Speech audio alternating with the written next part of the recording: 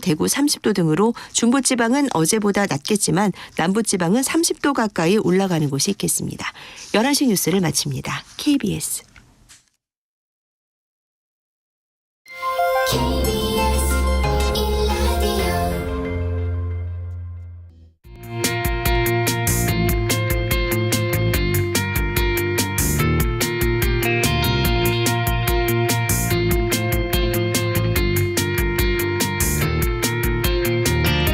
신성원의 뉴스 브런치. 안녕하십니까. 아나운서 신성원입니다. 드라마 더 글로리와 정순신 변호사 아들의 사태로 우리 사회는 어느 때보다 학교 폭력에 대한 관심이 높아진 상황이죠. 최근 초등학교 때부터 무려 12년간 학교 폭력을 당한 사연을 언론에 공개한 피해자가 있었고요. 그 피해 수법이 드라마와 비슷해서 큰 공분을 샀었는데요. 지난 14일 한 채널을 통해 오랜 시간 그녀를 괴롭혔던 가해자들의 신상과 근황이 공개되면서 큰 파문이 일고 있습니다. 가해자 공개에 많은 분들이 응원의 댓글을 주고 있지만 또 한편에서는 일반인의 신상을 여과 없이 공개한 부분을 두고 우려의 목소리도 나오고 있는 상황인데요. 여러분은 가해자의 신상 공개 어떻게 보십니까? 오늘 뉴스픽에서 다루겠습니다.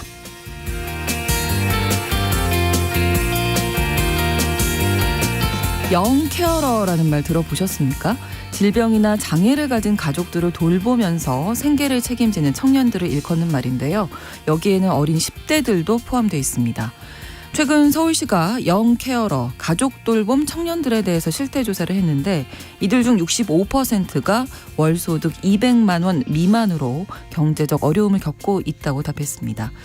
한창 학업과 일을 할 때인데 아픈 가족과 생계까지 책임져야 하기에 이들에 대한 지원 절실해 보이는데요. 두 번째 뉴스픽에서 함께 고민해 보겠습니다. 4월 20일 목요일 신성원의 뉴스 브런치 문을 열겠습니다.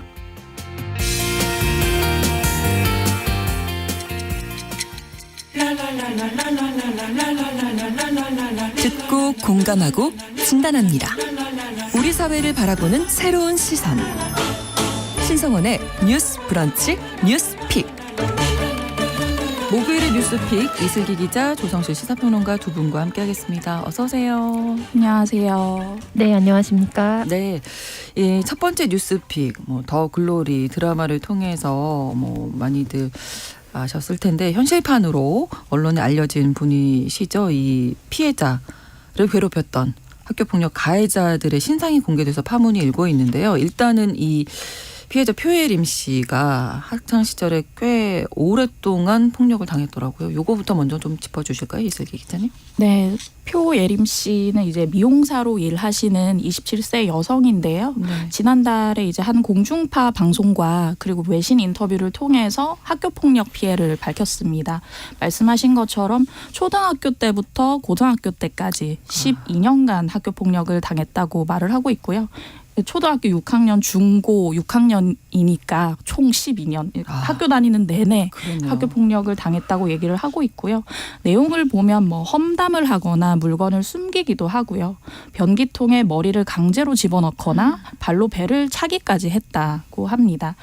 표 씨가 별다른 반응을 나타내지 않으면 반응을 할 때까지 폭행이 이어지기도 했다고 하고요. 네. 이거에 대해서 이제 표 씨의 동창생들도 표 씨가 당했던 그 학교 폭력에 대해서 진술서를 써주기도 했습니다. 가해 내용을 보면 표 씨가 얘기했던 것과 비슷한 내용들이고요.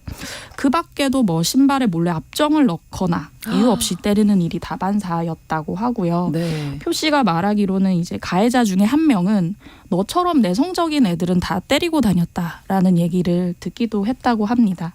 표 씨가 가만히 있었던 건 아니고요. 네. 용기를 내서 담임 선생님한테 내가 이런 피해를 입는다라고 얘기를 했지만 담임 선생님은 네가 잘못했으니까 친구들이 그러는 거 아니냐. 네가 잘 못 어울리는 거다라는 말을 듣고 더욱 좌절을 했다고 합니다. 네. 근데 지금 성인 27살이라고 하셨잖아요. 네. 정신적인 고통이 지금까지도 계속되는 거네요. 네, 표 씨가 이제 국회 국회에 이제 국민동의청원을 올리면서 네. 자기가 겪고 있는 어떤 증상을 얘기했는데 거기 보면 이제 학폭으로 인한 후유증으로 대인관계 형성에 어려움이 있다라고 얘기를 했고요. 네. 그리고 불안과 불면, 우울증으로 정신과에서 1년 넘게 치료 중이라고 얘기를 했습니다. 예, 그렇습니다. 본인이 또 가해자들과 직접 통화를 하기도 했고 그들의 반응을 공개하기도 했는데 사과나 반성 네. 했을까요? 이게 가해자들과 또 본인 증언에 의하면 가해자의 가족들로부터 들었다는 이야기들이 더 많은 공분을 일으킨 상황인데요. 네. 최근에 더 글로리라는 영화 이제 컨텐츠가 굉장히 유행을 하면서 뭐 드라마를 보더니 선을 넘는다거나 혹은 너가 기억나지 않는다거나 거기로부터 빠져나오지 못하는 것이 결과적으로 이제 피해자의 책임이나 역량의 부족에 있다는 식의 발언들을 쏟은 것으로 알려져 있어서 굉장히 많은 분들께서 이 이야기를 보고 공분하시고 또 짧은 시간 안에 5만 명 이상의 국민 청원을 이뤄서 현재 이분 당사자분께서 올리신 청원 자체는 이제 국회 교육위원회와 법사위원회에 네. 이제 상정이 되어 있는 상황입니다. 네. 그 가해자 얘기 중에 기억에 남는 게 네. 이제 표혜림 씨가 얘기하기로 네가 표애교인 줄 아냐라는 얘기가 있었어요. 이제 송혜교 씨가 이제 더글로리에서 학폭 피해자로서 어떻게 보면 사적 복수를 행하잖아요. 네네네네. 너가 표애교인 줄 아냐라는 얘기를 들었다고 표혜림 씨가 얘기를 증언을 했습니다. 네. 그리고 이제 증언을 해줬던 주변인들과 이제 이야기를 진행하면서 썼던 뭐 각서라든지 이런 내용들을 언급하면서 이제 익명을 보장하지 않을 경우에 뭐 민형사상 손해배상이라든지 이제 책임을 지겠다는 내용들이 있었던 것들 관련해서 약간의 협박조로 들릴 수 네. 있는 이야기를 한다거나 혹은 이제 익명성이 보장되지 않았을 때 우리 사회가 갖고 있는 여러 가지 법적 장치들이 사실 있거든요. 이제 이런 부분들에 대해서도 위협적으로 느낄 수 있는 만한 발언들을 했던 것으로 지금 알려지고 있는 상황입니다. 학교 폭력이라고 말씀드렸는데 지금 뭐 성인이 돼서도 계속 이어지고 있다 이렇게 네. 생각이 되는데요. 일단 최근에 가해자들의 신상 근황이 일반에 공개가 됐습니다. 파문인데요. 이 내용 좀 소개해 주실까요? 네, 이건 표 씨가 직접 공개한 것은 아니고요. 네. 그 유튜브에 이제 표예림 동창생이라는 이름의 채널이 하나 생겼는데 네. 여기서 공개가 됐습니다. 이제 이 채널 주인 같은 경우는 가해자들은 잘 살고 있다. 익명의 힘을 빌려서 가해자들의 신상을 공개하려고 한다라고 얘기를 하고 있고요. 이제 그 표예림 동창생이라는 분도 이제 똑같이 얘기를 하는 게 가해자들은 예림이 어깨를 일부러 부딪혀서 넘어뜨리고 뭐 옷에 더러운 냄새가 뱄다며 욕설과 폭행을 했다라고 하면서 이건 단순히 친구끼리의 장난이 아니다.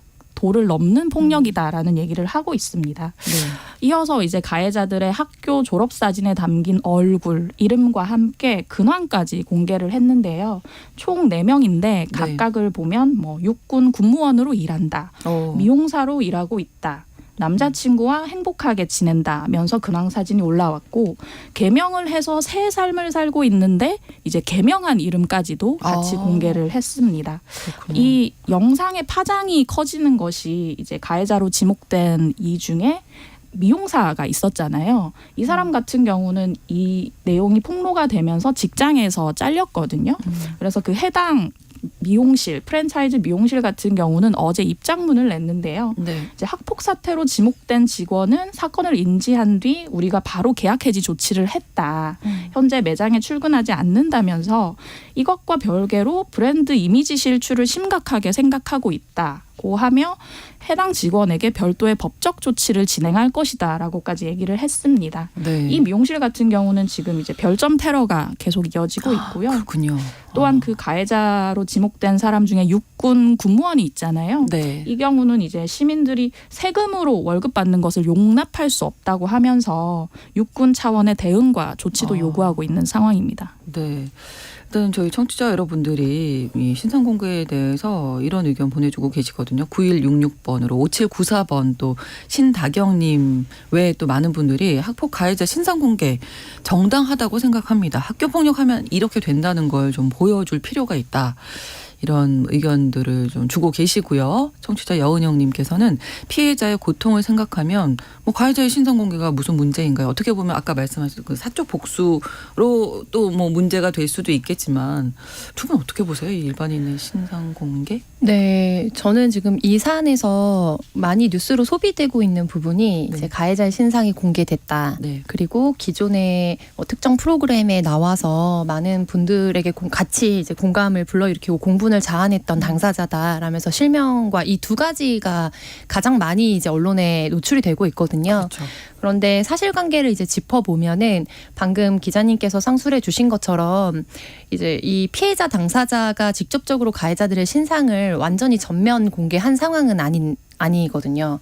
그래서 이제 지인으로 알려져 있는 분이 이제 폭로를 한 것이고 네네. 그리고 관련해서 지금 근무했던 프랜차이즈 미용실 같은 경우에도 해당 당사자가 근무하냐라는 이제 전화들이 쏟아지고 또 욕설이나 이런 것들이 쏟아지면서 오히려 표예림 씨는 이것과 관련해서 해당 업체는 문제가 없기 때문에 거기에 대해서는 좀 자중해달라라고 메시지를 올린 것으로 알려져 있어요. 네. 그래서 이제 피해자분께서 가장 원하시는 거는 일상으로의 회복과 그리고 지금 청원에 올린 이제 법적으로 우리가 어떤 부분에 개선이 필요한가인데 이 부분이 조금 주목이 덜 되는 것 같아서 그렇죠. 저는 사적 복수의 영역에 대해서 보다도 이 사안에 대해서 좀 더 네, 많은 네. 분들이 관심을 가져주시면 좋을 것 같아요. 네. 이제 네 가지를 요지로 말씀을 해주셨는데 네. 첫 번째로는 관련해서 공소시효가 10년으로 되어 있습니다. 그래서 이제 여러 가지 사건에 폭력을 당했지만 그 중에서 아직 공소시효가 이제 끝나지 않은 두 건에 대해서는 네.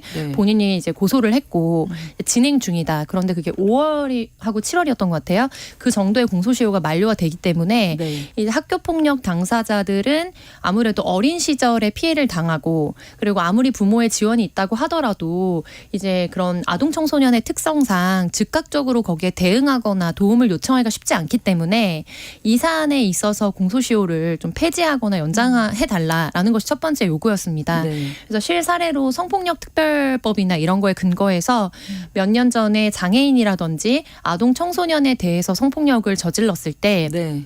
공소시효 시작 시간을 이제 성년이 됐을 때부터 측정을 한다든지 혹은 폐지한다든지 하는 일정 부분의 변화가 있긴 있었거든요. 네. 그래서 그런 부분을 차용해서 학교폭력법에도 적용할 수 있게 해달라는 부분과 네. 두 번째로는 사실적시 명예훼손이라는 것이 유례없이 우리나라에 좀 존재하고 있거든요. 네. 그래서 이거는 공익 제보자들에게도 사실을 적시했지만 이것이 공공연하게 명예를 훼손한 것으로 법적으로 입증이 됐을 때 네. 명예훼손죄에 근거해서 이제 처벌을 받거나 이제 거기에 관련된 상응하는 조치를 취하도록 하고 있어요.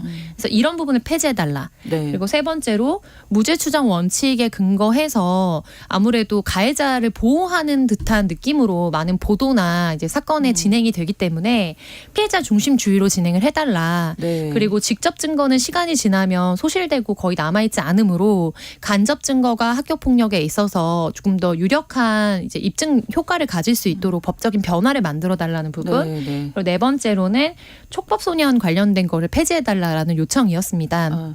그래서 이 부분은 관련해서 국회에서 아무래도 온 국민이 관심을 갖는 만큼 조만간 이제 논의가 이루어질 것으로 보이는데요. 네. 진행자분께서 지금 질문 주셨던 사적 복수가 해도 괜찮은 거냐 여기에 대한 평가에 혹시 있어서는 이제 이 내용이 나오고 네네네, 나서 그렇죠. 더 네, 불리해질까 봐 그런 맞아요. 거죠, 피해자가. 네네.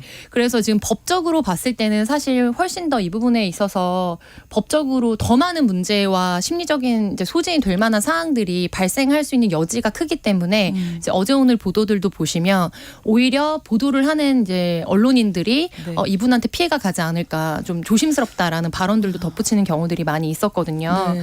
그리고 저는 더글로리가 픽션이잖아요. 그래서 이게 사실에서는 현실에서는 이루어질 수 없는 복수를 사실은 이제 문화 창작물을 통해서 대신해서라도 이루어지면서 국민들한테 이걸 통해서 뭔가를 보여주고 싶었던 그런 장치와 의도가 있는 것이고 그래서 많은 분들이 사적 복수로 사실 이제 표상되는 신상 공개라든지 이런 부분에 있어서 네. 이제 피해자가 받았을 거에 비하면은 정말 뭐 괜찮다라고 이제 평가하시는 분들도 계시지만 네. 저는 이것이 결과적으로 우리 사회가 피해자가 일상으로 회복하지 못하고 가해자에 대한 온당한 처벌이 적시에 이루어지지 않기 때문에 네. 일어나는 결과이긴 한데 이것이 한 건, 두 건 이렇게 쌓였을 때 결과적으로 정말로 피해자에게 도움이 되는 방향으로만 흘러갈 수 있을 것이냐에 대해서는 좀 조심스럽게 보고 있습니다. 그래서 신상 공개나 이런 부분이 어느 정도 이루어졌을 때 또 이전의 사건들을 보면 이거는 표혜림 씨 사건에 한정해서 얘기하는 건 아니고요.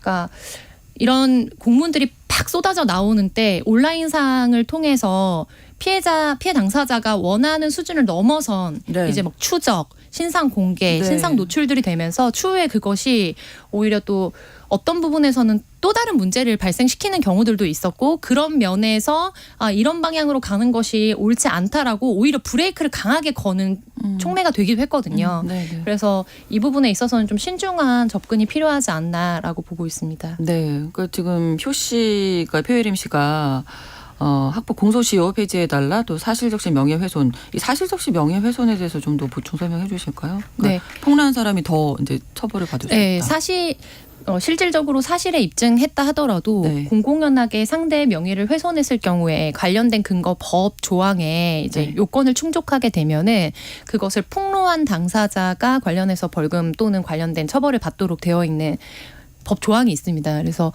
우리의 어떤 뭐 사회적이고 현대사의 역사적인 여러 가지 것들을 담보하고 있는 법안이고 이것과 관련해서는 폐지를 해야 된다라는 시민사회 요구가 지속적으로 있어 왔습니다. 네. 네, 사실적시 명예훼손죄를 조금 부가적으로 설명드리면 이제 형법 제307조 1항에 있고요. 네. 공연히 사실을 적시하여 사람의 명예를 훼손한 자는 2년 이하의 징역이나 금고 또는 500만 원 이하의 벌금에 처한다는 내용을 명시하고 있습니다. 네. 그렇게 치면 수많은 언론 보도가 사실을 적시해서 누군가의 명예를 그렇죠. 훼손했다고 볼 네, 수도 있는데 다만 이 법에 예외 사유가 있습니다. 같은 법 310조에 네. 오로지 공공의 이익에 관한 때는 처벌하지 않는다는 예외 사유를 정하고 있습니다. 공공의 이익. 예. 그렇군요. 자, 뭐 청취자 여러분들이 많이 이제 의견 주고 계신데요. 그 공소시효 좀 짧은 것 같다. 2912번으로 어른이 된 다음에 학폭 법적 처벌 어렵잖아요 하셨는데 CK님은 아무리 나쁜 짓을 해도 신상 노출시켜도 하는 거는 좀 우려된다. 법적인 것도 아니고. 뭐 이런 부분도 지적을 해 주셨고 5202번으로 32년 전 산에 끌려가 9명한테 4시간 맞고 학교를 그만둘 수밖에 없었습니다. 오랜 세월이 지났지만 잊혀지지가 않습니다. 그래서 신상공개 당연한 겁니다. 또 이렇게 말씀 주셨고요. 유성환님 가해자 인권 말하는데 정작 피해자의 인권을 가해자는 존중했었는지 되묻고 싶네요. 라고 하셨습니다. 뭐 공공의 이익 여부 뭐 여러 가지 뭐 얘기들이 나올 것 같은데 일단은 청원 동의가 5만 명이 넘었다는 건 그만큼 이분한테 이제 동의하는 분들이 많다는 네. 얘기일 거고 좀 정리를 해볼까요? 이게 법 개정 필요한 부분도 있을 것 같고요. 네, 그래서 이게 관련해서 공소시효와 관련된 부분이 어느 네. 정도로 입법이 이제 올라갈 것이냐도 또 관건으로 남아 있습니다. 그러니까 보통 국회에서 입법을 하는 절차는 각 의원실에서 10명 이상의 의원의 공동 발의 동의를 받아서 관련해서 법안을 올리고 나면 또 각 위원회로 배분이 되고요. 그 네. 위원회에서 우선순위를 결정해서 이제 교섭단체를 중심으로 어떤 법안을 우선적으로 논의할 것인지 네. 각 소위로 나눠져서 또 논의를 하게 됩니다. 그래서 이 절차를 차근차근 걸쳐서 모든 과정을 겪어낸 법안이 최종적으로 본회의에 상정이 되고 우리가 뉴스에서 보게 되는 이렇게 큰 스크린 화면에 뭐 초록색, 빨간색 네, 뜨면서 네. 그런 현장에서 이제 관련 절차를 다 완료됐을 때 이제 특정한 시점 이후로 이것이 효력을 갖는다 해서 일반인들에게 이게 체감을 할 수 있는 법안이 되는 거거든요. 근데 약간 예외적으로 5만 명 이상의 국민 청원을 국회에서 진행하는 국민 청원을 얻었을 때 네. 이 법안이 바로 위원회로 상정될 수 있도록 하는 법안이 있어요. 그래서 지금 이 법안은 거기에 이제 조건을 충족해서 위원회로 네, 회부가 네. 된 상황이고요. 근데 회부가 된 이후에 이제 상정 절차라고 해서 아까 말씀드린 교섭단체들이 이 법안을 그러면 앉아서 테이블 위에 올릴 것인가를 쌓여있는 수많은 법안들 중에서 또 결정해야 논의를 해서 되니까. 결정을 하는 네. 거예요. 근데 이렇게 국민분들이 많이 관심을 가지고 계시기 때문에 제 생각에는 뒤로 미루기는 어려울 거라고 보이고 근데 다만 지금 이 당사자가 올린 것 같은 경우에는 좀 개괄적인 선언적인 문장들로 기술을 해주셨거든요. 그러니까 네. 공소시효가 10년인데 이거를 폐지해달라.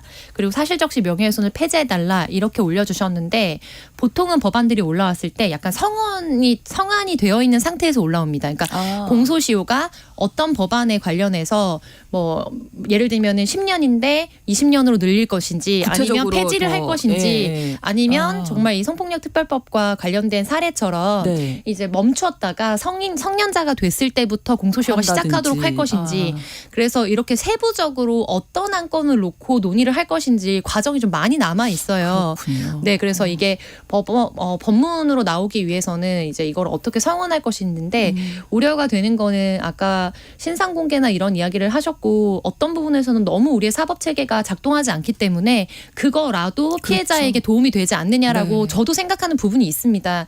근데 다만 이런 부분들이 이 당사자 한 명이 아니라 이 표혜림 씨가 자신의 신상을 완전히 노출하고서 공개를 한 거는 자기가 일상으로 회복하고 싶은 간절함도 있고 또 자기 같은 피해자가 다시는 없었으면 하는 마음도 있는 거잖아요. 네. 그러려면 시스템이 변해야 되거든요. 네. 근데 그러려면 이제 국회가 다음 선거가 얼마 안 남았기 때문에 언론의 압박을 받는 법안을 우선적으로 상정하고 논의할 수밖에 없어요. 근데 잠깐 이렇게 그 사람이 어느 미용실에 근무한다더라, 군무원이더라 하면서 그 개인에 대한 징계를 중심으로만 해서 이제 여론이 소비되고 나면은 사실 이제 화력이 꺼져가지고 그렇죠. 이 법안이 최종적으로 통과는 못 되고 임기 네. 만료 폐기됩니다. 그래서 오히려 이제 우리가 화력을 모아서 네, 네. 그렇다면 제2, 제3의 피해자가 없도록 하기 위해서 이게 이제 논의에 불이 붙었을 때 어떤 방식으로 최종 마무리를 할 것인가에 좀 집중해서 청취자분들께서 힘을 더해 주시는 것이 우리 사회와 그리고 표혜림 씨 이제 피해자 당사자가 일상으로 다시 회복하는 데도 큰 도움이 될 것이라고 봅니다. 덧붙이면 이게 사실은 표혜림 씨 건 같은 경우도 그 국가의 어떤 입법적 시스템이나 사법적 시스템에 이제 국민분들이 제동을 걸고 문제가 있다고 얘기를 하는 네. 거거든요. 그렇죠. 사적 제재나 사적 복수가 다 우리나라 사법 시스템으로 내가 정당한 구제를 못 받을 맞아요. 것 같아. 그렇게라도 라는 하고 싶은 그런 거죠. 마음인 그런 거죠. 울분에서 나온 네, 건데 네. 그렇기 때문에 이런 사실 국회 국민동의청원 이런 걸 만들어 놓고 운용을 잘 해야 되는데 좀 걱정이 되는 부분은 아까 네. 이제 조 평론가께서도 말씀을 하셨지만 이게 국회 국민동의청원 5만 명 이상의 이 서명을 받아서 올리는 게 굉장히 어렵지 않습니까? 이것까지 하는데 지금 21대 국회 기준으로 보면 국회에서 이런 국민동의청원을 52건 가운데 본회의 채택까지 처리한 게 하나도 없어요. 보통은 이게 올라오면 심사 연장을 이제 국회 임기 만료까지를 정해놓고 네. 그때까지 한없이 미루는 거죠. 물론 의원들이 갖고 있는 법안이 너무 많고 심사해야 될 법안이 너무 많지만 오죽하면 국민들이 이런 국회 국민동의 청원까지 5만 명의 성원을 모아서 하시겠어요.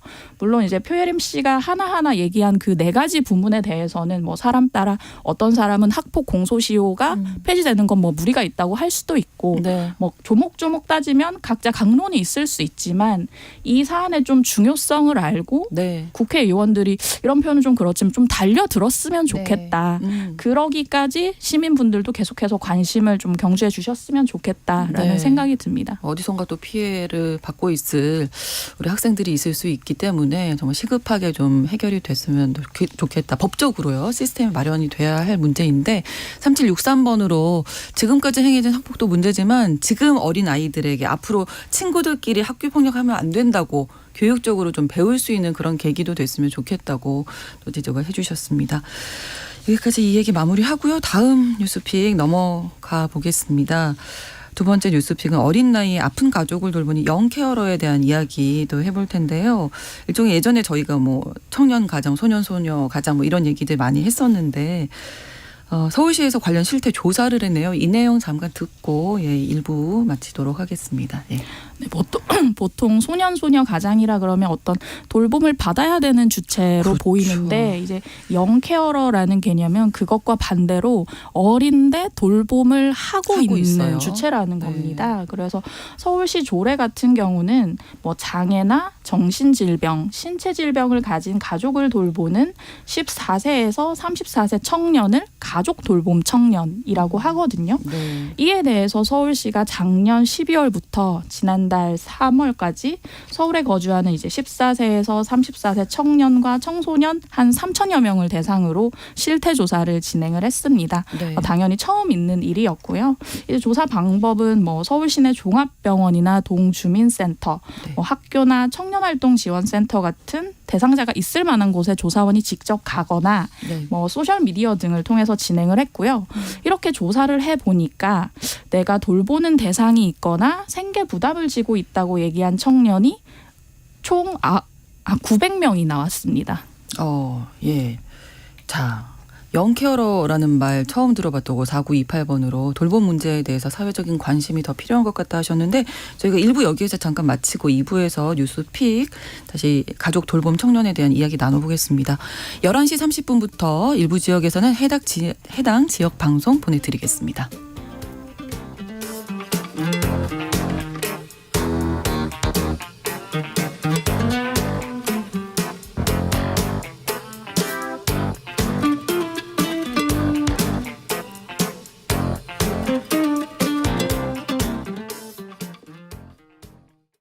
지금 시각은 11시 30분입니다. KBS 여러분은 지금 KBS 1라디오 신성원의 뉴스 브런치를 함께하고 계십니다. 서울시에서 실태 조사를 했습니다. 가족 돌봄 청년에 대해서 3,000명 정도, 약 3,000명 정도의 14세에서 34세 청년 청소년 대상으로 실태 조사를 했더니 자신이 돌보는 대상이 있거나 내가 생계를 책임지고 있다 하는 응답자가 900명이 나온 거잖아요. 그러면 이 돌보는 가족은 주로 누구였습니까? 네, 세부적인 내용을 보면요. 네. 돌봄의 대상은 이제 할머니가 28.2%로 제일 많았습니다. 네. 이어서 이제 아버지가 26%, 어머니가 25%인데, 그러니까 한마디로 부모라고 응답하는 사람이 이제 2명 중 1명이었던 거죠. 그러네요. 이어서 이제 형제 자매가 17.6% 정도 됐고요. 또는 이제 돌봄 대상자가 한 사람이 아니라 여럿인 경우도 있었고요. 그렇군요. 네. 그리고 이제 이 가족 돌봄 청년 전반에 대한 개가를 말씀드리면 900명 중에 성인이 69%로 가장 많았고요. 이어서 중고등학생도 16%, 대학생 12%였고 학교 밖 청소년도 3%로 나타났습니다. 네. 성별을 보면 여성이 남성의 2배 정도 되는데요. 900명 중에 여성이 598명, 600명 가까이 됐고요. 남성이 302명이었습니다. 네. 10대에서 30대 초반 정도의 이제 나이의 사람들을 대상으로 청년들을 대상으로 조사를 한 건데 한창 뭐 공부를 한다든지 네. 일을 한다든지 내 일을 해야 될 그런 나이인데 일과 돌봄을 함께 해야 한다. 그러면 일단 제일 처음에 드는 생각이 경제적으로 정말 네. 힘들겠구나. 네. 네. 맞습니다. 그래서 설문지에서 22개 항목의 어려움 유형에 대한 이제 조사를 진행했거든요. 네. 근데 가장 크게 이제 평균값이 높게 나타났던 것은 많이들 예상하시는 것처럼 가족 돌봄 청년들의 돌봄으로 인한 경제적 어려움이었습니다. 네. 그리고 동시에 주거비 부담을 가장 크게 느끼고 있다. 그렇죠. 네, 그래서 사실은 경제적인 부분에 대한 압박이 가장 큰 것으로 보이고요. 또 어떻게 보면 우리가 한 20-30년 전으로 거슬러 올라가 보면 우리 문학작품이나 아니면 일상 뉴스 생활 속에서 가족 돌봄을 하는 지금 영케어러로 부르는 여성 노동자들이 굉장히 많았거든요. 그렇죠. 네, 네. 그런데 이제 우리가 정말 유례 없이 이제 고학력자들이 많이 배출되고 또 OECD 기준으로 고등교육을 가장 많이 이수하는 나라예요. 우리 대한민국이. 네. 근데 그런 만큼 대다수의 청년들이 사실 대학에 진학하거나 아니면은 관련해서 직업을 갖는데 네. 이것이 자신의 삶의 주체가 돼서 살지 못하고 누군가의 돌봄을 해야 되는 책무를 제 1차적으로 맡고 있다는 거. 근데 여전히 그 규모가 굉장히 많고 오히려 뉴스의 사각지대에 있다는 게 이번 조사를 봤을 때 우리가 조금 더 새롭게 보고 앞으로 해야 될 과제가 무엇인지 좀 볼 수 있었던 지점인 것 같아요. 네. 그래서 경제적 지원에 대해서 뭐 요즘 지자체라든지 아니면은 관련 근거 법령 같은 것도 입법하신 아직 통과는 안 됐지만 발의하신 의원실들이 몇 군데 있긴 하더라고요. 그래서 네네. 최근 한 1, 2년 사이에 이른바 영케어러 이슈가 조금 그 전에 비해서는 관심을 받고 있긴 한데 네. 여전히 자기가 어떤 도움을 받을 수 있는지 실질적인 문제에 대해서 잘 알지 못한다라고 뭐 응답한 응답자도 많았고 네. 많은 분들이 공감하셨던 이제 나의 아저씨라는 드라마가 네. 있었잖아요. 거기서 사실은 이제 그 배우 아이유 씨가 맡았던 역할이 전형적으로 그렇죠. 이제 영케어로서의 역할을 보여줬던 거죠. 네. 근데 현실에 이런 분들이 굉장히 많다는 거. 그래서 뭐 몇 가지 예로 들어 보이면 대학교 다니는 것을 좋아하고 공부를 계속하고 싶었지만 어머니의 암투병이 시작되자 학업을 포기해야 되는 상황에 굉장히 원망스러웠습니다. 뭐라고 말씀하시거나 혹은 할머니의 우울증이 저에게도 전가된 느낌이 듭니다. 돌봄을 시작한 후 저도 정신의학과에 다니기 시작했는데 할머니가 돌아가시게 되면 죄책감도 제가 다 끌어안을 것 같은 부담감을 가지고 있습니다.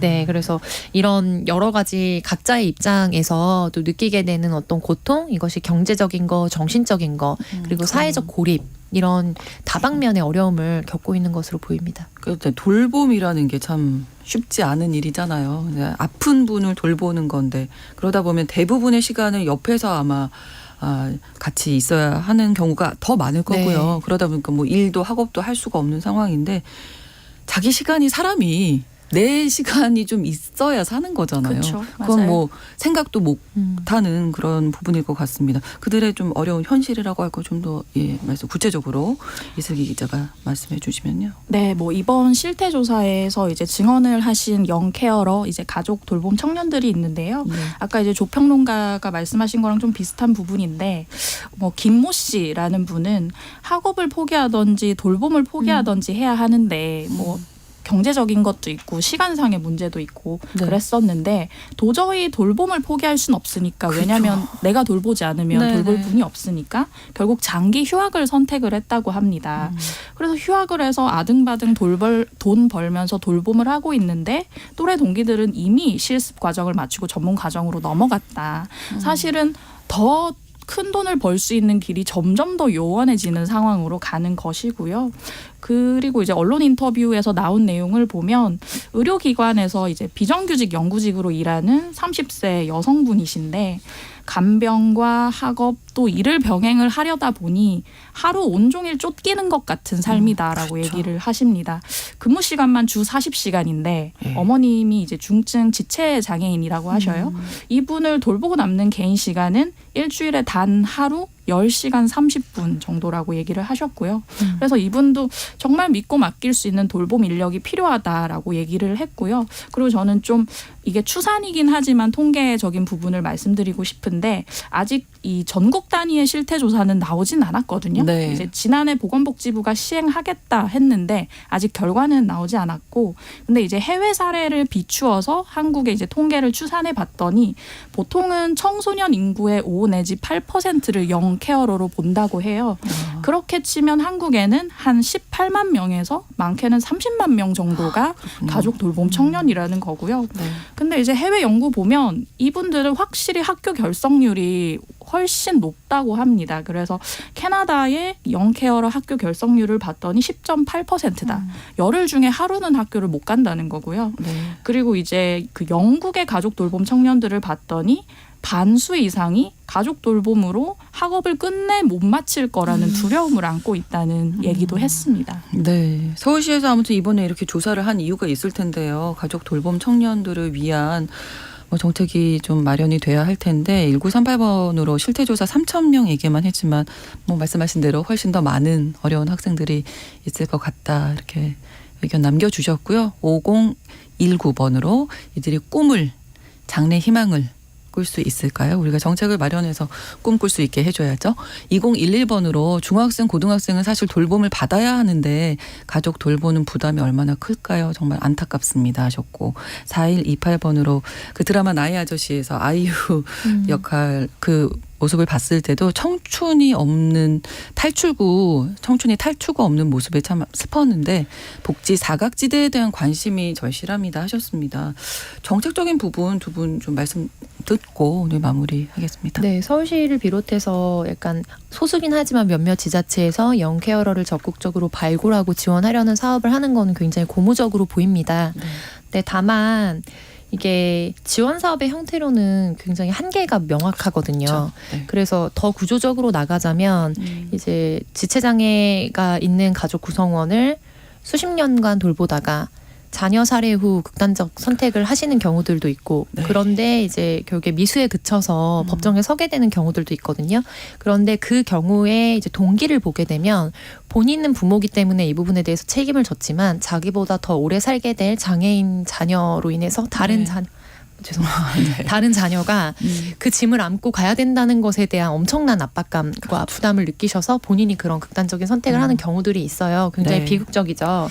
근데 이제 우리가 이게 사회복지 시스템이 전혀 이제 노후의 문제라든지 또 이제 환우에 대한 문제라든지 이런 것들이 체계적으로 갖춰져 있지 않고 실질적으로 공식 발표된 통계는 아니지만 정부나 관련 기관들에서 이제 발표했던 통계들을 이제 뭐 차용을 하자면 우리가 뭐 북유럽 국가가 기존 소득의 몇 % 이상을 굉장히 많은 부분을 사회복지를 위해서 이제 세금으로 납부한다고 하지만 결과적으로 실손보험에 각자 가입하고 네, 각자 네. 사보험에 가입하고 그렇죠. 그리고 국민연금 가입하고 이렇게 건강보험 가입하는 부담 그리고 중간에 경제적으로 어려워서 그거를 또 해지하시는 경우가 많거든요. 이런 비용을 전생에 걸쳐서 평균적으로 이제 약간 통계를 내봤을 때 추산치는 네. 사실 그에 못지않게 우리 국민들이 실부담을 많이 하고 있다라는 자료를 제가 본 적이 있어요. 그래서 이 부분에 대해서 이제 지원 사업은 지원 사업대로 가되 결과적으로 굉장히 어려운 거지만 우리의 뭐 이제 노후 복지라든지 장애인 복지 그리고 건강보험 등에 대한 네. 큰 칼을 대지 않으면은 사실 이 부분은 계속적으로 비극적인 사례들을 낳을 수밖에 없는 구조적 모순에 우리가 좀 놓여 있는 상황이라는 점이 안타깝습니다. 네. 이슬기 기자. 네, 저는 그 이제 큰 틀은 평론가님께서 말씀하셨으니까 지원 사업에 대해 얘기를 하고 싶은데 이제 가족 돌봄 청년이라는 개념이 이제 작년에 그 국가에서 얘기를 하기 시작했고 네. 작년에 보건복지부에서 지원 사업 방안도 얘기를 했는데 보면 실제적으로 그냥 기존에 있던 사업을 매칭을 해주겠다 정도예요. 이런 영케어러라는 어떤 개념을 발굴을 했는데 네. 이걸 어떻게 해야 할지 좀 그 심도 깊은 어떤 논의가 좀 보이지 않았고요. 네. 결과적으로는 저는 이제 이 가족 돌봄 청년 발굴을 위한 특별법 같은 그 법적 근거가 필요하다고 보여지는데 네. 왜냐하면 이제 공무원들 만나보면 관련 법이 없으면 관련 과도 없고요. 관련 일을 담당하는 공무원도 없습니다. 사실은. 그렇군요. 기존의 복지 인력이 이제 그 개인에 맞춰서 이제 핀포인트로 정책을 지원해 주는 거기 때문에 이렇게 하지 말고 이 어떤 개념적 정의를 잘 살려서 네. 모두가 어떤 동의하는 정의도 만들고 법적 근거도 만들었으면 좋겠습니다. 네. 8156번으로 본인도 아프고 동시에 부모님 또는 가족 구성원도 아픈 동시 환자 상태도 있습니다. 맞습니다. 지금 이 조사 결과 빙산의 일각입니다. 맞습니다. 하셨는데 구조적인 문제도 있는 것 같고요. 좀 실태 조사가 먼저 필요하지 않을까 이런 생각이 좀 드네요. 오늘 말씀 나누다 보니까. 목요일의 뉴스픽 이슬기 기자 조성실 시사평론가 두 분과 함께했습니다. 고맙습니다. 수고하셨습니다. 고생하셨습니다. 신성원의 뉴스 브런치는 여러분과 함께합니다. 짧은 문자 50원, 긴 문자 100원이들은 샵 9730. 무료인 콩앱과 일라디오 유튜브를 통해 참여해주세요.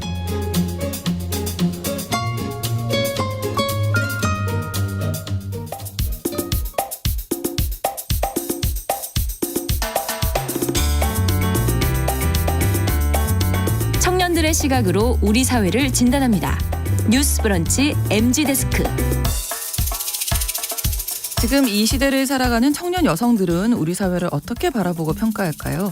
직접 들어보는 시간 MZ데스크입니다. 대학내일 20대 연구소 이혜인 수석 그리고 MZ세대 트렌드를 쉽고 빠르게 전달하는 미디어 캐릿의 이시은 에디터 오늘도 두 분과 함께하겠습니다. 어서 오세요. 안녕하세요. 네, 자 오늘은 또 어떤 이야기 나눠볼까요? 네, 오늘은 좀 어려울 수도 있는데 버추얼 트렌드에 대해서 다룰 예정입니다. 네. 버추얼이란 말 그대로 가상을 뜻하는데요. 컴퓨터 그래픽 기술이 빠르게 발전을 하면서 CG 기술을 활용해서 가상 인물을 만들어내는 사례가 굉장히 많아지고 있어요. 네. 즉 버추얼 휴먼은 가상 인간이라는 뜻인 거죠. 네. 최근에 버추얼 휴먼뿐만 아니라 버추얼 유튜버 그리고 버추얼 인플루언서 그리고 버추얼 모델 심지어 버추얼 아이돌까지 생겼는데요. 네. 도대체 버추얼 유튜버가 무슨 말인지 그리고 이런 트렌드를 지세대는 어떻게 받아들이고 있는 건지 그리고 네. 혹시 문제점은 없는지 앞으로 이 트렌드가 메타버스와 맞물려서 어떻게 더 발전할 것인지에 대해서 알아볼 예정입니다. 정말 지세대 따라가기가 힘드네요. 너무 힘들어요. 이 용어 자체도 사실은 어려워요. 네, 버추얼 하면은 아무튼 저는 약간 느낌이 그냥 우리 같은 진짜 사람이 네. 아닌 약간 이렇게 해서 그쵸. 그러니까 나와는 좀 다른 이야기 이렇게 생각이 되거든요. 네네. 요즘 이런 가상인간이 진짜 인기가 많나요? 네, 아까 말씀드렸듯이 요즘 화제되는 버추얼 유튜버랑 네. 아이돌이 있다고 했잖아요. 네. 게임 회사와 그리고 엔터사가 협업해서 만든 버추얼 아이돌 메이브라는 메이브. 네, 그룹인데요. 네, 데뷔곡인 판도라라는 음악이 3월 말에 뮤직비디오 조회수가 2천만 회를 훌쩍 넘을 정도로 와. 화제가 됐어요. 네. 그리고 인기 급상승 동영상으로 오르기도 했고 그리고 여기에서 조금 재밌는 거는 단순히 음원만 공개를 하고 끝난 게 아니라 네. 실제 아이돌 가수처럼 출연하는 방송, 음악 방송 방송. 있잖아요. 그래서 거기서 실제로 무대도 하고 그리고 화보 촬영하는 현장을 공개하는 식으로 브이로그를 찍어서 영상을 공개하기도 하고 이런 식으로 활동을 하는 거예요. 그러니까 진짜 아이돌처럼 똑같이 활동을 하고 그러네요. 있는 게 네. 특징인데요. 좀 남녀노소가 모두 공감할 만한 예시로 좀 설명을 해드리자면 우리 그 일요일 되면 전국 노래자랑 많이 보시잖아요. 그래서 사람이 아니라 네. 이 방송에 CG를 입힌 캐릭터가 나와서 트로트를 부르고 그리고 대상까지 거머쥐고 그리고 또 관객들은 그 캐릭터를 보고 진짜 사람인 것처럼 좋아하고 또 응원을 하는 거죠. 그래서 이 이전에 이세계 아이돌이라는 버추얼 아이돌 또 그룹이 있었거든요. 있었어요. 처음이 아니군요. 그 공개한 음원이 실제로 K-팝 아이돌을 누르고 음원 차트에서 1위를 차지하기도 했습니다. 그렇군요. 아이돌도 진짜 열심히 뭐 어렸을 때부터 막 한 10년 이상씩 연습하던데. 그러니까요. 그렇군요. 근데 버추얼 유튜버도 있어요. 버튜버라고요. 네, 맞아요. 네, 그러니까 버추얼 휴먼이 방금 네. 말씀드린 것처럼 이제 세상에 없던 존재가 이렇게 나와서 가상으로 만들어낸 거면 네. 버튜버라고 부르는 버추얼 유튜버는 네. 그러니까 자아는 사람인데 버추얼 캐릭터라는 가면을 쓴 요거는 또 조금 다르네요. 거예요. 네네네. 네. 그냥 인형탈 알바라고 생각하시면 좀 쉬울 것 같아요. 온라인에서 네. 진행되는 인형탈 네네. 알바. 놀이동산 가면 볼 수 있는. 네, 그래서 그게 인형으로 보이지만 사실 속에 사람이 사람이 있는 것처럼 있고. 버튜버는 아. 사람이 실제 하고 그 위에 이제 캐릭터가 입혀져 있는 그런 CG로 만든 캐릭터를 방송으로 진행하는 개념으로 봐주시면 됩니다. 여기 사람이 조금 있긴 있는 거네요. 네네, 뒤에 그래서. 있는 거죠. 맞아요. 네네. 그래서 목소리는 사람의 목소리로 나가되 얼굴만 캐릭터로 나가는 건데요. 그래서 이제 온라인 캐릭터 가면을 어떻게 만드느냐 그게 또 중요하겠네요. 네, 궁금하실 것 같은데 네. 그 특수한 프로그램을 통해서 쉽게 제작할 수 있어요. 오. 그래서 이 프로그램을 이용하면 카메라가 내 행동을 그대로 인식해서 사람의 입모양이나 그리고 내 표정을 아주 그대로 따라해 줍니다. 요거 하면 예를 들면 지금 신성원의 뉴스 브런치라고 뒤에 돼 있는데 네. 그게 아니라 뭐 다른 뭐 메이브 아까 이런 거 나왔죠. 네네. 뭐 그런 뭐의 뭐 뉴스 브런치 뭐 이렇게 할 수도 있는 거네. 그렇게 할 수도 있죠. 그래서 목소리는 제 목소리. 네. 그래서 이거는 좀 카메라 필터로 우리가 또 예시를 들어볼 수 있을 아, 것 같은데 네네. 우리가 카메라를 켜면 이제 저절로 보정을 해주고 그리고 네. 스티커를 붙여주기도 하잖아요. 그래서 네. 그런 맥락이라고 생각하시면 될 것 같고요. 그래서 이젠 그게 좀 더 발전해서 아예 나를 닮은 캐릭터를 만들어준다라고 보시면 될 것 같아요. 네. 네, 이런 사례가 사실 뭐 그냥 되게 세상에 멀리 동떨어진 사례는 아니고요. 네. 심지어 강서구청이 지난 2월에 공식 채널에 이 공무원 버튜버를 선보였어요. 그러니까 그래요? 네, 공무원으로 재직하고 있는 분이 이 버튜버로 데뷔를 한 거죠. 근데 나가는 콘텐츠에 개인의 얼굴이 나가지 않고 네, 다 캐릭터로 캐릭터로? 네, 나가는 거예요. 그래서 이거 아마 보신 분도 계실 것 같아요. 왜냐면 인기 급상승 동영상에 꽤 오래 올라와 있었거든요. 네. 그래서 영상에 댓글도 엄청 달리고 커뮤니티에도 좀 화제가 됐는데 네. 이런 게 재밌는 것 같아요. 지자체에서 진행하는 채널에 이렇게 캐릭터가 등장해서 심지어 본인 공무원이라고 이야기를 하니까 네. 이런 이색 현상이 좀 재밌다라는 반응이 가장 많았고요. 기존에 이제 지자체에서 좀 파격적으로 시행했던 건 직원들이 나와서 이제 브이로그를 하거나 이제 공무원이라고 하면 좀 딱딱하다고 생각을 했는데 그렇죠. 그 직원이 나와서 좀 재밌는 패러디 영상을 만든다거나 B급 컨텐츠를 하는 게 네. 이제 화제였는데 요새 이런 지자체에서 버튜버 트렌드를 도입해가지고 같이 유튜브를 활성화하려고 하다 보니까 이제 MZ 세대들이 여기에 굉장히 관심도 많이 가지고 이제 금세 그 구청 유튜브 채널이 1만 구독자를 돌파했더라고요. 와, 그렇군요. 정말 인기가 많네요. 생각보다. 4918님이 가상인간 버추얼 유튜버 뭐 배워야 할 게 정말 많네요. 4938번으로 따라가야 할 인터넷 가상세계 개념들 들으니까 재밌다고 하셨어요. 아까 그 캐릭터 만드는 프로그램이 있다고 하셨잖아요. 이렇게 인기가 많다는 건 좀 쉽게 사용이 할 수 있나 봐요. 네, 앱을 뭐 다운받으면 누구나 쉽게 활용할 수 있는데 네. 뭐 너무 당연한 이야기로 들리실 수 있지만 뭐 무료 프로그램도 있고 유료 네. 프로그램도 있어요. 네. 근데 당연히 더 비싼 걸 쓰면 더 멋진 아무래도. 형태로 구현이 됩니다. 네, 네. 쉽게 말하면 무료 프로그램 쓰면 좀 더 이제 뭐 그림에 소질 없는 사람이나 이제 뭐 초등학생이 그린 것처럼 좀 단순한 형태로 나오고요. 네. 이제 뭐 돈을 더 투자하면 뭐 우리가 봤던 뭐 아바타 뭐 이런 것들 오. 보시면 다 배우들 표정 따서 그렇게 그렇죠. 3D 캐릭터 만든 네네네네. 거잖아요. 그런 형태로 좀 멋진 3D CG 감독님이 만든 것 같은 버추얼 아. 캐릭터가 생긴다고 합니다. 네. 이게 좀 쉽게 이제 버추얼 캐릭터를 제작할 수 있는 프로그램이 굉장히 많아진 거잖아요. 어떻게 네. 보면. 그래서 이 사용법도 쉽게 배울 수가 있는 거예요. 이제 유튜브에 보면 뭐 버추얼 캐릭터 만드는 방법, 무료 프로그램 이용하는 방법 이런 것들을 치면 아마 많이 나올 거예요. 그래서 네네. 굉장히 접근성이 낮아졌다라고도 보고 있고요. 네. 그리고 실제로 좀 더 좀 고급스러운 캐릭터를 만들거나 그렇게 하려고 CG 학원에 아예 다니거나 네. 아니면 3D 모델링을 배우려는 친구들도 굉장히 많다고 합니다. 네, 이게 개인 차원에서 지금 말씀을 해주셨지만 이제 기업에서 아무래도 좀 관심 많을 것 같아요. 맞아요. 그래서 이미 마케팅에 활용하는 기업들도 사실은 많아요. 그래서 네. 브랜드 광고 모델로 버추얼 인플루언서를 기용을 해서 화보를 찍거나 아니면 아예 기업 라이브 커머스에 쇼 호스트로 이제 세우는 경우도 생기는 거예요. 그래서 특히 유통업계에서 이 모델을 앞다퉈서 도입하는 추세인데 엘사 홈쇼핑은 아예 자체 개발한 가상 모델 루시를 방송 진행에 활용을 하고 있고 네. 그리고 S그룹도 YT라는 모델을 활용을 하고 있어요. 그래서 실제로 성과도 나오고 있다고 합니다. 루시를 예로 들어드리자면 네. 첫 번째 라이브 커머스 방송을 통해서 명품 가방이나 카드 케이스를 판매했는데요. 네. 이게 25분 만에 완판이 된 거예요. 오. 네, 그래서 이런 가상 인간은 아무래도 시간이나 뭐 장소나 언어의 제약을 받지 않는 아무래도 거잖아요. 그렇죠. 네. 그래서 잘 세팅만 해두면 실수할 일도 없고 네. 그래서 이제 이런 시도를 하는 기업이 굉장히 많아지는 게 아닐까 이렇게 보고 있습니다. 네. 뭐 화장품 브랜드에서도 지지라는 버추얼 인플루언서를 좀 선보이기도 했는데 이제 그 자사 제품뿐 아니라 10대 사이에서 유명한 패션 브랜드 화보도 같이 찍으면서 홍보도 한다고 하더라고요. 네. 뭐 버추얼 트렌드에 관심 있으신 분들 혹은 뭐 TV 보시면서 광고 CF에서 로지라는 친구 만나보신 적 있으실 저는 거예요. 사람인 줄 알았거든요. 네, 아닌 맞아요. 줄 알았- 실제로 모르시는 경우도 네. 있더라고요. 그래서 그 로지라는 친구가 사실 실제 사람이 아니고 가상 인간인 거거든요. 그래서 이렇게 버추얼 인플루언서도 뭐 식품 브랜드 광고 찍거나 뭐 금융보험사 모델로 활동하거나 TV CF까지 데뷔한 케이스가 있습니다. 네. 뭐 시장조사 업체에 따르면 버추얼 휴먼 시장은 연평균 36.4% 정도 성장하고 있다고 하고요.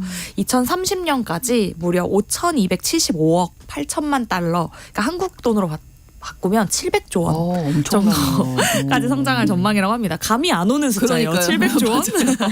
네, 그래서 단기 성과보다는 꾸준히 이제 대중들에게 계속 버추얼 얼굴 모델 알리면서 장기 효과를 기대할 수 있다라는 전망으로 보이는데요. 네. 실제로 이제 기업에서 어떤 이야기 하냐면 네. 아이돌들 뭐 이렇게 이슈가 터지기도 하잖아요. 뭐 예. 열애설이라든지 아니면 뭐 오늘 다뤘던 학폭 논란이라든지 이런 것들이 있기도 하는데 이 버추얼 휴먼은 그런 과거가 없고 미래에 사고 칠 위험도 없기 때문에 기업 입장에서는 좀 더 도입하기 편한 모델이다. 이게 인기는 있고 네. 뭔가 어떤 것에 대한 리스크는 줄고 이런 형태로 평가하고 있기도 합니다. Z세대는 어떻게 봐요? 이 버추얼 휴먼이 사실은 저는 네. 가상이라서 여전히 몰입이 잘 안 되는데. 그렇죠. 캐릿이 이제 안 그래도 버추얼 모델 아이돌이 등장하는 이제 광고를 어떻게 받아들이는지 Z세대 300명한테 설문조사를 했는데요. 네. 호감을 느끼는 경우와 또 그렇지 않다고 느낀 경우가 6대4 정도로 네, 나왔어요. 그래서 네. 먼저 호감을 느꼈다고 말한 친구들은 이런 이유였는데요. 첫 번째로 이제 워낙 디지털 시대와 함께 자랐기 때문에 버추얼 기술 자체에 대한 사실 거부감이 없는 거예요. 그럴 것 그래서 같아요. 네, 신기해서 그냥 계속 보게 된다라는 의견도 있었고요. 그리고 두 번째로는 생소한 기술을 먼저 시도한 브랜드가 난 트렌드하게 느껴져 하고 생각하는 친구들도 있고 네. 그래서 그 기업 자체에 대한 호감도가 굉장히 상승했다라고 대답해준 친구들도 있었어요. 네. 반면에 좀 호감이 느껴지지 않는다라고 말한 친구들은 네. 일단은 진짜 사람이 아니니까 저 진심이 있을까라고 그러니까요. 이제 이렇게 느끼는 그런 저처럼 거부감. 생각하시는 거네요. 네, 있더라고요. 예를 들어 버추얼 모델이 네. 건강기능식품 팔거나 화장품을 광고한다라고 하면 네. 걔가 써본 게 아닌데 어떻게 효능에 대해서 얘기할 수 있냐. 먹고 건강해졌다가 보통 기본 룰이잖아요. 그렇죠. 써서 좋아졌다. 네. 이렇게 써보면 피부가 진짜 좋아져 본 적이 없을걸? 그러니까요. 약간 이런 그 효능에 대한 의심이 좀 있다라는 것들이 좀 있습니다. 네, 네. 맞아요. 충분히 저는 그럴 수 있을 것 같은데 사실 사람마다 다르긴 하겠지만 너무 사람과 똑같은 모습이라서 오히려 조금 거부감이 들었다라는 반응도 있었어요. 그래서 이를 불쾌한 골짜기라고도 하잖아요. 그래서 어쨌든 신원이 확실한 사람이 아니니까 이런 문제들이 생기는 거라고 네, 생각합니다. 리스크가 진짜 없을까요? 앞으로? 근데 뭐 가상의 존재니까 노동 착취 문제에서 좀 자유롭고 실제 인간이 아니기 때문에 악플이나 뭐 이런 인권 침해 문제에서는 좀 자유롭다라는 이야기도 많기는 한데요. 네. 사실 반대로 인간이 아니라서 이제 사람들이 오히려 폭언을 하거나 거기에 이제 댓글을 달면서 죄책감을 느끼지 않아서 또 사회 문제를 야기하기도 합니다. 그럴 수도 있겠네요. 네, 그래서 여기에 뭐 성적인 농담을 뭔가 던지어서 뭐 AI 모델을 잘못 학습시키는 경우도 굉장히 많았고요. 그다음에 마음대로 이 이미지를 가져다 쓰는 경우 저작권 문제와 이슈가 있는데 Z세대가 이런 인터뷰 남긴 적이 있더라고요. 이제 가상 인물이 주체성이 명확하지 않다라는 거예요. 그러니까 예를 들어서 버튜버가 있는데 그 뒤에 담당자가 몇 명인지 나는 모르겠다. 그래서 SNS에서 만약에 문제가 터지거나 네. 이슈 언행을 한 경우에 누가 사과할 것이냐. 약간 이런 문제도 있다. 그래서 문제를 책임질 사람이 없다. 네, 그래서 네. 이 사람으로 느껴지지 않는 것에 대한 리스크를 그렇게 표현하기도 하더라고요. 네, 그리고 또 추가로 게다가 어쨌든 버추얼 휴먼이든 유튜버든 어쨌든 빅데이터를 통해서 가상의 얼굴을 만들어내는 거잖아요. 그래서 실제로 존재하는 사람이랑 너무 똑같으면 어떡하지? 라는 걱정도 이제 생기는 네, 단계인 것 같아요. 뭐 네. 예시를 좀 들어드리자면 어떤 기업에서 버추얼 모델을 만약 만들었다고 치는데 네. 그게 만약 해외 아티스트랑 너무 똑같이 생겨버릴 수도 있잖아요. 그렇죠. 네, 그럼 이제 더더욱 이제 윤리적인 문제가 생길 수도 있다는 거죠. 아마 이 시장이 더 발전할 텐데 그 전에 좀 제도적으로 지금 말씀해 주신 부분에 대해서 보완책이 좀 있어야 되겠다 이런 생각도 하게 됩니다. MG데스크 대학내일 20대 연구소 이혜인 수석, 캐릿의 이시은 에디터 두 분과 함께했습니다. 고맙습니다. 감사합니다. 네, 신해철의 일상으로의 초대 이 끝곡 전해드리면서 뉴스 브런치 마치겠습니다. 저는 내일 다시 오겠습니다. 고맙습니다.